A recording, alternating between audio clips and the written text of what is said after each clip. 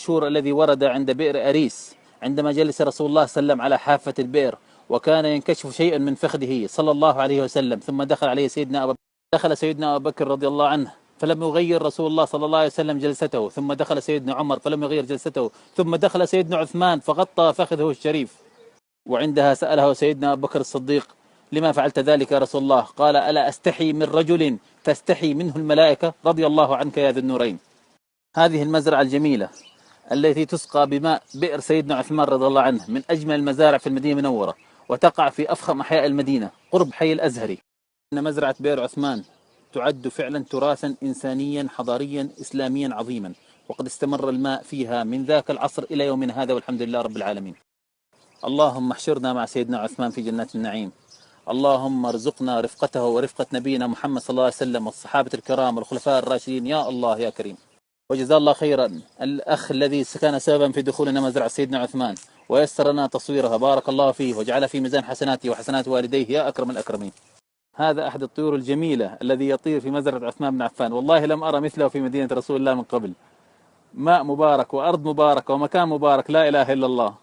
سبحان الله، نجد أمامنا أيضا طائر الهدهد الجميل في مزرعة سيدنا عثمان، وهذه من الطيور النادرة رؤيتها في المدينة المنورة. إن شاء الله الصورة توضح أكثر. الآن يمكن أوضح الطائر. هذا طائر الهدهد الجميل في مزرعة سيدنا عثمان بن عفان رضي الله عنه. البركات كلها في هذه المزرعة ما شاء الله تبارك الله.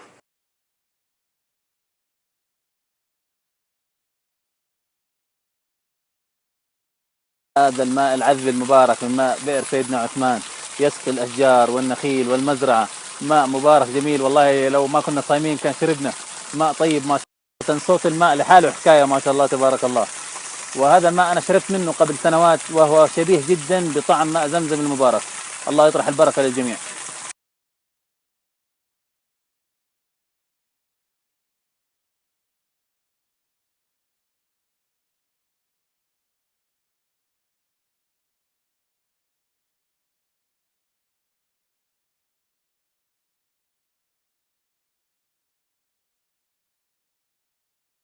هذا جدل الماء يسير بين الأشجار والنخيل. حقيقة المكان من أروع وألطف وأجمل ما يكون. أسأل الله أن يطعمنا الجنة يا الله. تمر العجوة المبارك يكون أخضرا، ثم عندما ينضج يصبح أحمر، ثم الشكل النهائي أسود. هكذا تمر مبارك من تمر مزرعة.